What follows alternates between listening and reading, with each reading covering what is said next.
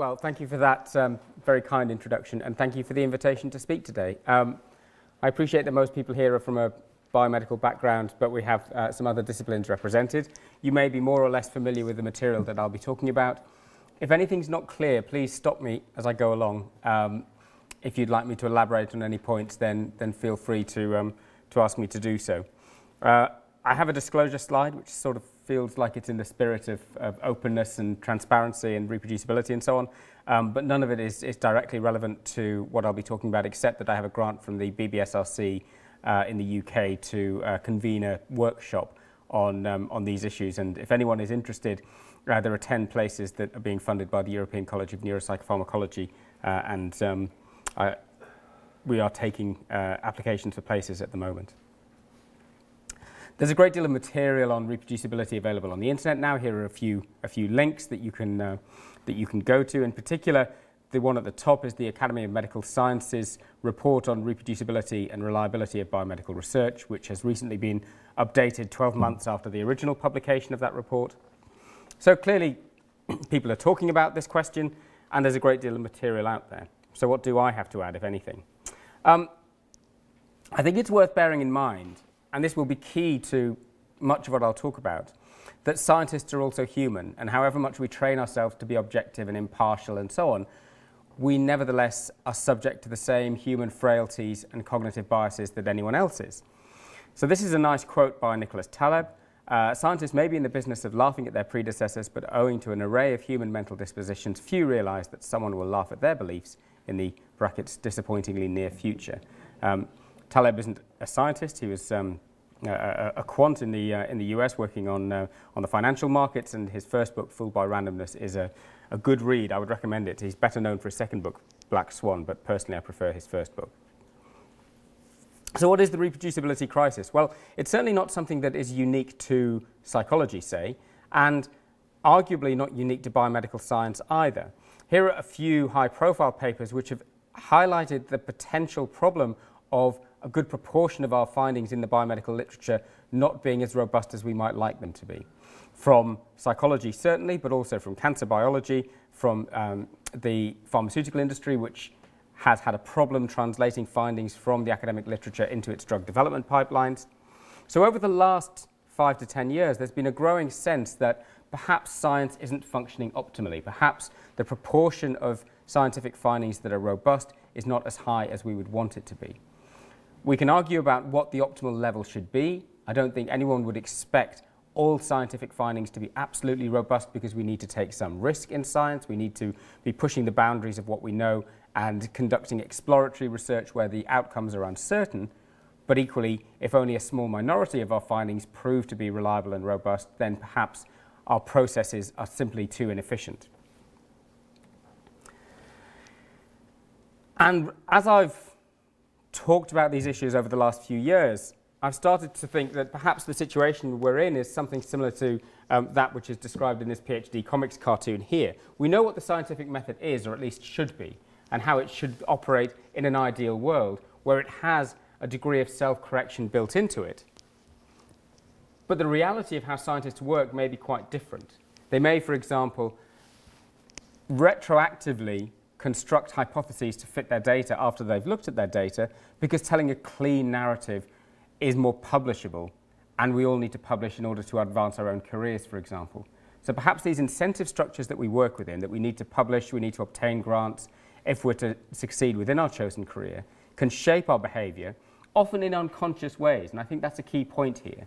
So perhaps integrity is a word we need to be careful about using, because much of what I'll be talking about is not necessarily conscious behaviour. It's unconscious behaviour, or behaviours that are so common that they've become normative and people don't appreciate necessarily the extent to which they're problematic. And so perhaps part of the reason why psychologists in particular have become interested in reproducibility is not because psychology is any worse than other disciplines, that's an empirical question, but because part at least of the problem is a problem of human behaviour, and who better to study human behaviour than psychologists? So these are the results of the reproducibility project Psychology. If you're not familiar with this, they took 100 journal articles that were published in 3 high-profile psychology journals, covering 3 distinct areas, if you like, or subdisciplines.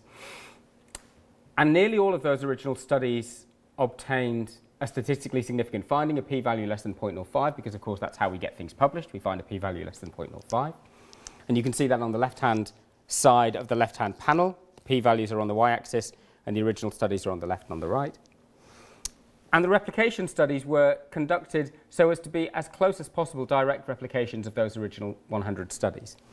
And you can define replication in a variety of different ways, but here you can see the replication p-values on the right-hand panel compared to the original p-values, and then the effect sizes on the right-hand panel. The effect sizes were systematically smaller in the replication studies than in the original studies, and the p-values were systematically larger in the replication studies compared to the original studies. And you can define replication in a variety of different ways, but of the order of about 40% of those original studies could be robustly replicated in the reproducibility project. So something between a third and a half only of studies in psychology can be replicated on the basis of this empirical evidence. But what was particularly interesting, and perhaps a less well-known output of this reproducibility project, was that at the same time some economists were running a prediction market on which of those 100 findings the academic community believed would replicate. Now, a prediction market allows you to buy and sell positions on a particular future outcome. The presidential election, whether the UK will vote for Brexit, or in this case, which of these 100 studies will replicate under a very specific definition of replication. And the participants in this market, I was one of them, were given real money and could trade on the market in a dynamic way over a period of a couple of weeks. So if you thought, for example, that the market had overpriced the likelihood of a study replicating, you could sell your position, and if you thought that they had underpriced the position, you could buy that position. Anything above the grey line means that the market predicted successful replication, and anything below the grey line means that the market predicted a failed replication. The squares are the figures you should be looking at. Those are the outcomes of the market, and they represent individual studies. And the studies that are black are studies that successfully replicated, and the studies that are red are the studies that failed to replicate. And the basic message here is that, albeit imperfectly, the market was pretty good at predicting which studies would replicate and which wouldn't. Certainly, below the line, when the market failed to predict replication, there were only 3 cases where the market was incorrect. And they were relatively ambiguous cases that were close to that 50% line. So despite all of these studies being published in high-profile psychology journals, the community had a strong sense of which of these findings were robust and which were not. They predicted the outcomes with about 70% accuracy. And that relates to one of my early experiences that started to get me interested in this question of reproducibility, which was that as a young PhD student, I set up my first study, which was predicated on this large literature, which made me believe that the effect that I was after was pretty robust, and I couldn't replicate it. And so, of course, like every PhD student, I had a crisis of confidence and assumed that I was a terrible scientist, which may be true, but then, at a conference, speaking to an established academic, I was told everyone knows that effect's flaky, that hardly ever replicates. I didn't know. And I've had the same experience several times with other early career researchers who've attempted to replicate what looks from the literature like a really robust finding, failed to do so, and thought that the problem lies with their own ability rather than with a literature that looks too good to be true. And so the concern is that perhaps we're losing good scientists because they place the blame on themselves rather than appreciate that what we see in the published literature is just the tip of the iceberg in terms of the research that's been conducted, and not a very reliable indicator of how robust a finding actually is necessarily. So about 10 years ago in PLOS Medicine, Johnny Ioannidis published this analysis based on first principles, essentially, arguing that we shouldn't be concerned about whether or not a p-value is less than 0.05. We should take other information into account when judging what a study, an individual study, actually tells us.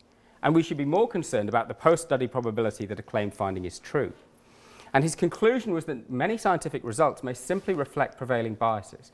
I'll quickly go through a series of corollaries that he argued for in this paper, and then I'll talk about some empirical evidence for each of those.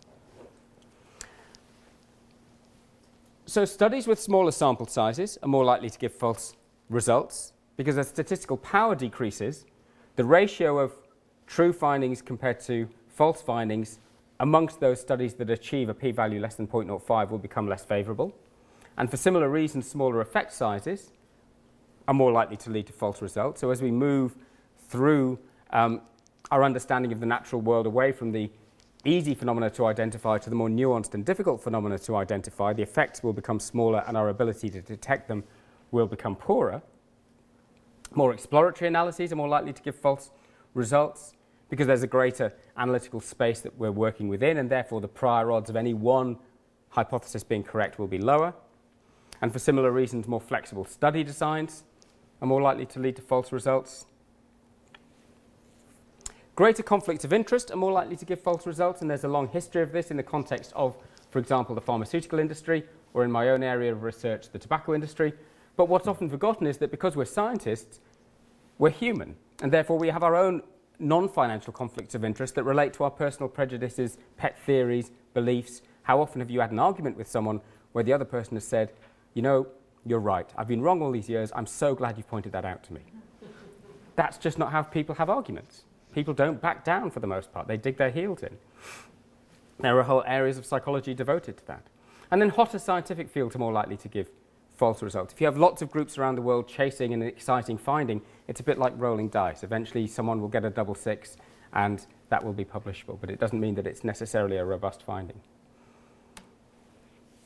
So what are we talking about when we ask the question, is most research false? Is it academic fraud? Is it an integrity problem? Is it questionable research practices which may be practiced unconsciously or without an appreciation of the problems that they may give rise to? Is it distorted incentive structures that we're under pressure to publish and get grants if we want to succeed? Or is it a combination of all of these? And my argument is that it's a combination of all of these, and that we can think of reproducibility as something similar to a public health problem. It's not that we should be concerned about, well, although we should be concerned about things like academic fraud, but the global impact of those will be less because they, we would hope, represent a small proportion of the cases. What is perhaps more problematic are the behaviours that are commonplace that might at an individual level have less of an impact, but because they're so commonplace, have an impact on a much broader swathe of the scientific enterprise. So speaking in the Netherlands, I'm sure you're familiar with this guy. So I won't go into the detail, but of course this is one of the early examples that arose over the last few years that in part gave rise to these concerns about reproducibility.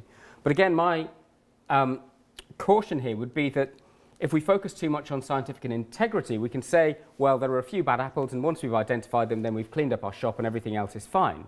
And I think there is a larger but more subtle problem than this. But there certainly is a question of academic integrity and academic fraud, in parts driven by incentive structures, which Stapel's mea culpa to some extent describes. But he's certainly not the only example, and frankly, however much we care about social psychology, if people make up results in social psychology, no one gets hurt, for the most part, apart from his PhD students and so on. I don't want to be glib about that. But this is the world record holder for the number of retractions, and this guy works in anesthesiology. Now, that's not a discipline where you want people to be making up data. But he has over 170 retractions to his name. And his career has been described as someone essentially writing a novel about being a scientist. Just the whole thing is made up. And if we go further back, this isn't a new problem either. So this is Gregor Mendel, the father of modern genetics, and no less a figure than R.A. Fisher, on analysing his data more closely, said or concluded that the data of most, if not all, of the experiments have been falsified so as to agree closely with Mendel's expectations. Now, this is a slightly more nuanced case. We're talking about science conducted in the relatively distant past, and the way in which data collection was conducted may have led to these patterns in the data rather than any outright attempt at fraud, if you like. And of course, we can't go back and question those involved. But the point here, of course, is that Mendel was a monk, and so if he's going to have been at risk of this kind of behaviour, what hope is there for the rest of us? So we have this question of academic fraud, and there are cases that have been identified, and of course the rate of academic fraud is not going to be zero. But we need to be thinking about the spectrum of behaviour that lies between the Platonic ideal, the perfect spherical scientist who has no personal investment in his or her research, and the Starples and so on who simply make up the data. Here in this cartoon, borrowed from Dante and sketched by the blogger Neuroskeptic, we have falsification down there in the icy jaws of Satan. But we have these behaviours in between that are problematic, but also commonplace. P-value fishing, for example, creative exclusion of outliers, post hoc storytelling. I have an example as a journal editor of some authors who were offered major revision, and one of the reviewers had said, we were surprised that you hypothesized X, we thought you would hypothesize Y. And we're asking them to explore other interpretations of their data. But the authors came back and said, thank you for your comment. In response, we've changed our hypotheses. And the point is not that they did that so much as they felt it was so okay to do that they could say so in a response letter, because it's so commonplace to retrofit your hypotheses to the data, especially in observational studies where it's easier to do that. So we have these behaviours that lie on this spectrum, many of which are so commonplace that they're not even seen necessarily as problematic. They're just how you do things. The scientific method has become bent out of shape. And an example of the impact that this can have was given to us by Simmons and colleagues a few years ago now, which is this great paper published in Psychological Science. And if you're not familiar with it, I'll give you a moment to read it in a second. But essentially what they showed was that if you randomize people to listen to When I'm 64 by the Beatles, you become younger. Not you feel younger, you physically become younger. It turns back the arrow of time. And of course, this is an experimental study. So you can infer causality, right? What they showed was that if you have a sufficiently flexible design and sufficiently large number of outcomes and covariates, you can find these results by interrogating your data aggressively and then present them in either a redacted form, which is in bold, or an unredacted form where they show you everything that they did. And your conclusion at the end of this will be different if you've only read the text in bold compared to read the totality of what they actually did. And I'll give you a moment to read that.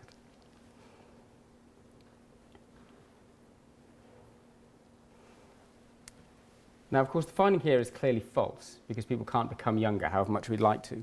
But it illustrates that with sufficient analytical flexibility and without a transparent reporting of the pipeline from which you, or through which you arrived at your conclusion, we can arrive at these false, but in the sense of the p-value being less than 0.05, publishable results. And there are other examples from other literature. So Josh Karp, here in 2012, conducted a systematic review of fMRI studies, the secret lives of experiments. Two main conclusions. First, on the right-hand side, it's difficult to see, but the detail that is reported in these papers is largely insufficient to allow you to completely replicate that study, particularly in terms of the analysis that was conducted. But secondly, where we can construct those analysis pipelines, there were nearly as many unique analysis pipelines as there were studies in the sample. There were something like 240 studies and 240 unique analytical pipelines. Because the analytical space in a high-dimensional data set like fMRI is so large, and there are so many decisions that you need to make when pre-processing and processing your data, that you can permute those different decisions into this very large analytical space. And therefore, you have the potential to conduct multiple analyses and select the one that gives you the best results. And why wouldn't you? Because, of course, that makes your results more publishable. And we all know that publication is the main metric of success that we use in academia. So the situation has been described by Andrew Gelman and others as this garden of forking paths problem, that we start with data, and consciously or unconsciously, what scientists are implicitly doing is searching out this pot of gold at the end of the garden, this p-value less than 0.05, because that is the road to success, to publications, to grants, to tenure, to being invited to nice places to give talks and so on. And I say that because part of my sort of journey through being interested in reproducibility has meant that I've had to look back over my own career and kind of go, if I had my time again, I may not have done things quite that way.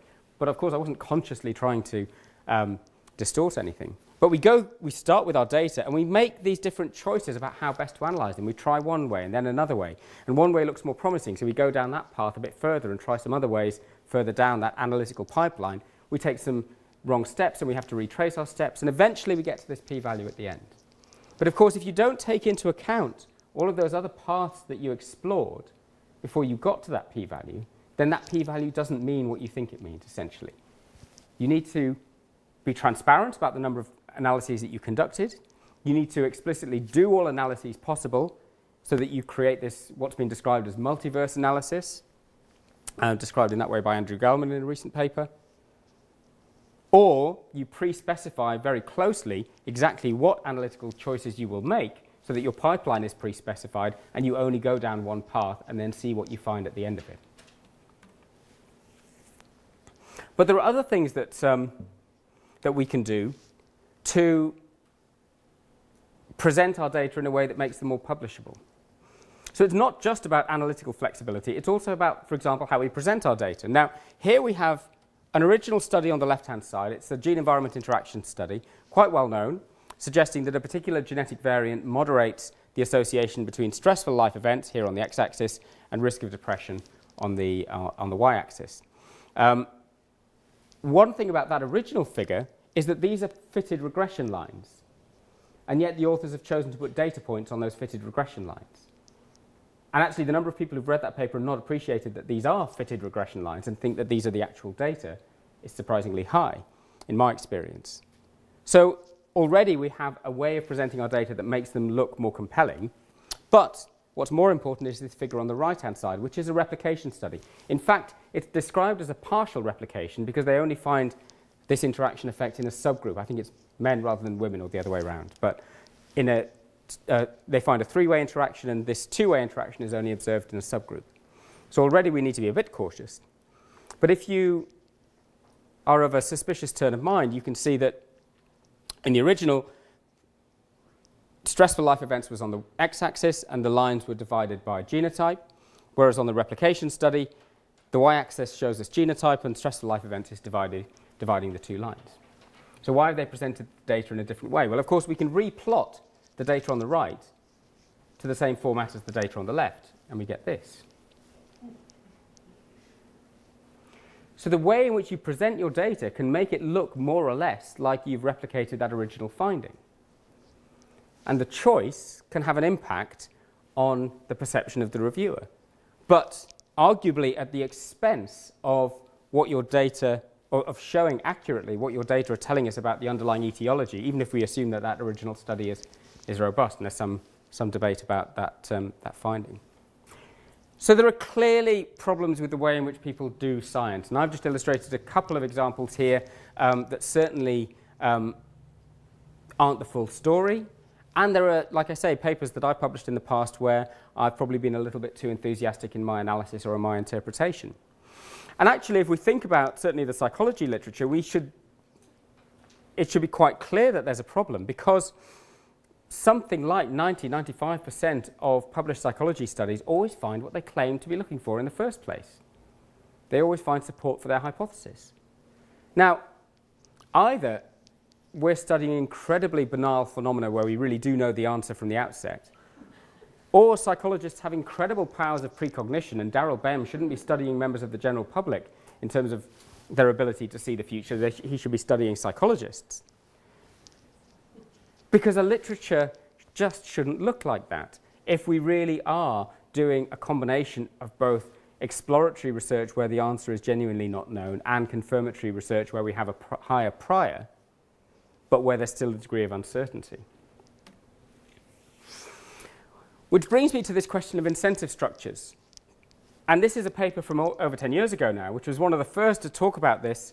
And I particularly like this quote: "Certain features of the working environment of science may have unexpected and potentially detrimental effects on the ethical dimensions of scientists' work." I don't want to be an apologist for people who fabricate data like Starple, but I think the vast majority of scientists are well-intentioned, certainly go into science well-intentioned, certainly don't go into science thinking, I know I can game this and I can get lots of publications and earn a really modest amount of money eventually if I work really hard.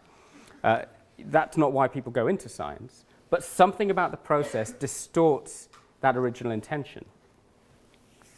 And in that Martinson review back in 2005, 33% of scientists had engaged in at least one of the top 10 behaviours in the last 3 years. And several are quite benign, I guess. Things like not keeping good lab records, which is bad practice, but certainly not in and of itself malicious.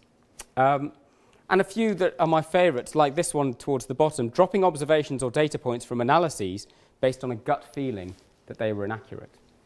And of course, trying your analysis both ways to see whether your gut feeling is right, because my results look better when I trust my gut instinct, which is easy to say after the fact, of course. And there's other evidence that this is something which is in part cultural, because when we look at different research cultures by comparing across countries, we see some patterns which may be important. A colleague and I, Jonathan Flint, and myself a couple of years ago, or a few years ago now, showed something similar for genetic association studies. But here, Finelli and Ioannidis argued that studies conducted in the US tend to overestimate effect sizes, particularly in biobehavioral sciences, the softer sciences, compared to the harder sciences.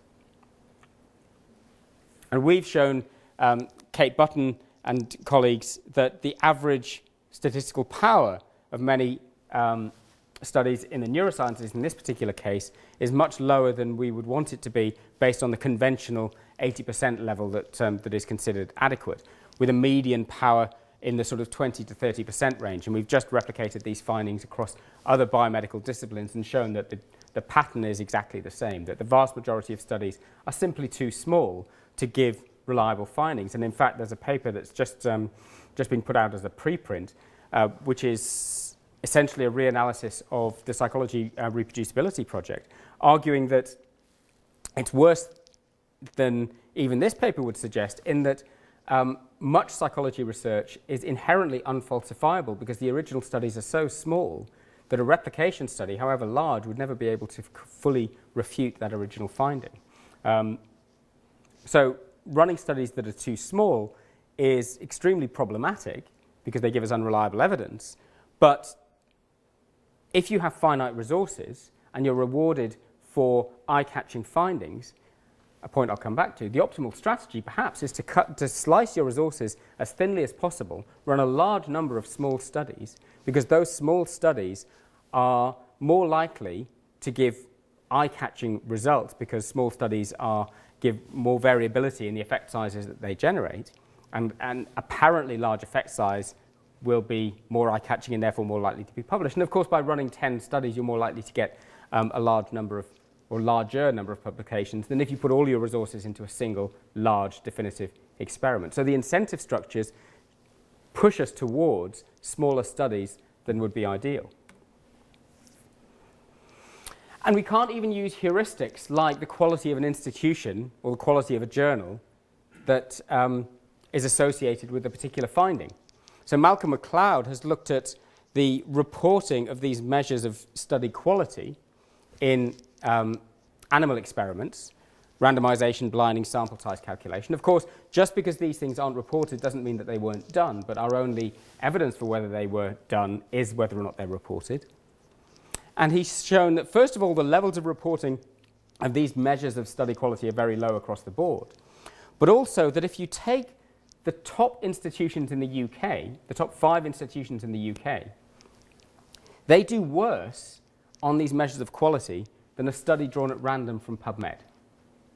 In other words, our best institutions are producing arguably the worst quality research, at least in terms of the reporting of these measures of study quality. But of course, the best way to get an eye-catching finding is to run a bad quality study, because then we won't be controlling for all of the biases that can distort our findings. We'll be running a study that's too small and therefore will give a wide range of estimates of effect. And that is the kind of thing that we might be rewarded for in the current system.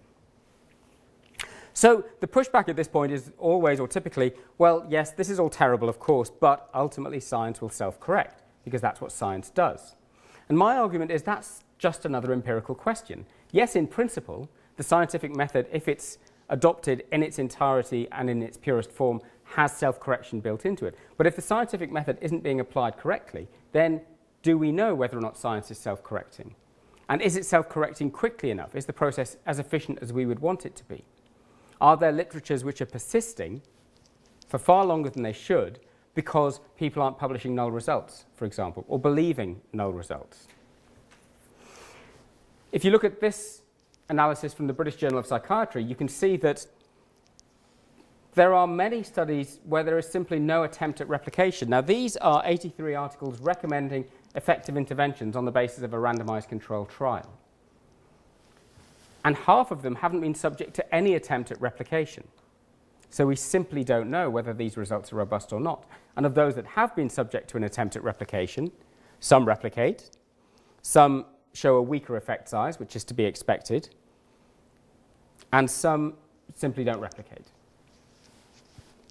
So there isn't enough replication, there isn't enough incentive to publish null results, there isn't enough resource directed towards confirmatory research,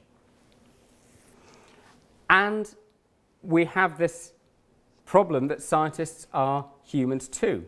I mentioned earlier that there are non-financial conflicts of interest. This is a really nice illustration of that. These authors showed two groups of people a heterogeneous meta-analysis, one of those which shows slightly different results depending on whether you apply a fixed or a random effects model, that kind of thing. And they showed, the two groups that they showed this meta-analysis to were methodologists who had no personal investment in the research topic, and primary study authors who had published significant findings in that particular area. And the people who had published in that area were more likely to believe that the meta-analysis supported what they had published than methodologists. In other words, personal investment in a research topic can distort your interpretation of the evidence because we're human. And even if critical findings, null findings get published, they may be invisible. This is an early example of a citation analysis by Greenberg. The specific topic doesn't really matter. What matters is this figure on the right. You can see year of publication on the y-axis, and there are two distinct literatures, the early primary data in white, and then the animal and cell culture literature that it gave rise to a few years later. In the original primary data, there are 6 critical studies and 5 supportive studies, and then one more supportive study back sort of 15 years later. And the black arrows are citations. And you can see that everyone is citing the supportive data. No one is citing the critical data, apart from one citation to one of the critical primary studies, and it's a negative citation, a critical citation, saying, well, there's this study, but it's a terrible study. So if you're an early career researcher coming into the animal cell culture literature, that earlier critical primary literature is invisible to you because no one's citing it. You have to do a lot of hard work to find that literature because it's simply not being cited, because no one likes citing bad news. No one likes messy narratives. We like clean narratives, we like positive findings, we like good news. Here's another example.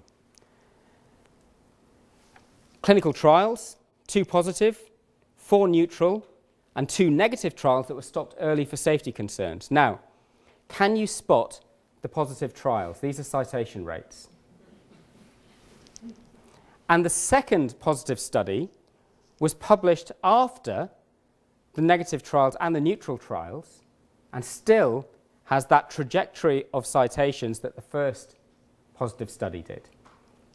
Those 2 negative and 2 neutral trials, 4 trials providing evidence against the hypothesis, had had no impact on the citations of that second positive study. And one of our collaborations here with you, Janneke, she showed that for an entirely different literature, again, you have these studies that do show a particular association in this case, those studies that don't, but you also have these claim studies shown in black here, which are the ones that in the abstract claim something about their data, but when you look at the data through a more standardized lens, if you like, and apply a standard analysis to those data, don't show such strong evidence. In other words, they've overstated the strength of evidence in the abstract compared to what you find when you actually look at the data closely. And the point here is that the positive studies comprise 42% of the literature. If you look within the citation network of that literature, 40% if you look more widely across the web of science. The claim studies that make some claim in the abstract that isn't fully supported by the data comprise 37% of the literature. But those two portions make up 97% of the citations. The 21% of studies that didn't show an association, the failures to replicate, obtain only 3% of the citations. And the same pattern is basically found in the wider citation network across the Web of Science. People don't cite null results. So we all know about publication bias, where null results are much less likely to be published, but even when they are, they're much less likely to be cited. So they remain invisible. So we've tried to model this problem as an ecosystem, thinking of individual academics, scientists as kind of small mammals foraging for success in a scientific ecosystem where success is largely publications, and shown that the current incentive structures are not optimized for the benefit of science, if you like. And we have a metric for the value of science, which is essentially a multiplication of the number of exploratory studies and number of confirmatory studies that are conducted, because we need both for science to function well, multiplied by the proportion that are correct, because of course false findings don't benefit us. It's correct findings that benefit us. And red is good and blue is bad, essentially, on these figures. And the position that we're in at the moment is up here in the top right-hand corner, where a small number of very high-profile publications counts very heavily. 1 or 2 publications in Nature, for example, can be career-changing. And a great deal of weighting is given to novel, exploratory, eye-catching findings, not necessarily large confirmatory replication studies. But the advantage of this kind of approach, and this clearly is a simplification of reality, all models are, but the advantage of this kind of approach is it gives us some sense of how we can change things to improve the situation. We can either require larger studies or mandate more stringent p-value thresholds, which pushes the red up into the top right-hand corner where we already are under current incentive structures, or we can change the incentive structures by giving more weight to confirmatory studies and not discounting as heavily past that 1 or 2 Nature papers. Or, to put it the other way, not place so much weight on 1 or 2 Nature papers. Part of the problem is that the scientific process needs an overhaul, in my opinion. And actually, this whole field of meta-science or meta-research is simply the process of applying the scientific method to how we conduct science itself. And many of the questions around whether it's functioning optimally are empirical questions. It may be that after the end of all of this navel-gazing and soul-searching, we decide that where we are at the moment is actually as good as we can get it to be, because no system is ever going to be perfect. But it's certainly good practice to consider whether we can change the way in which we do things to improve the situation. And if you think about many of our processes, they're due an overhaul. So null hypothesis significance testing is over 100 years old now. Publishing in journals, the idea of disseminating our findings on dead trees is over 400 years old. So, you know, there are new ways of working available to us now. Post-publication peer review, open science, preprints, all of that is now possible because of the technology that we have. So maybe we need to bring our scientific processes up to date to match that. And also bear in mind that whereas 50 years ago all statistical calculations had to be conducted essentially by hand, now we can run hundreds of analyses in an afternoon, excluding and including different participants to see what impact that makes. So when this funder, the CHDI Foundation, convened a meeting to talk about these issues, the analogy that was raised was with the US automobile industry in the 1970s, which was optimized for productivity.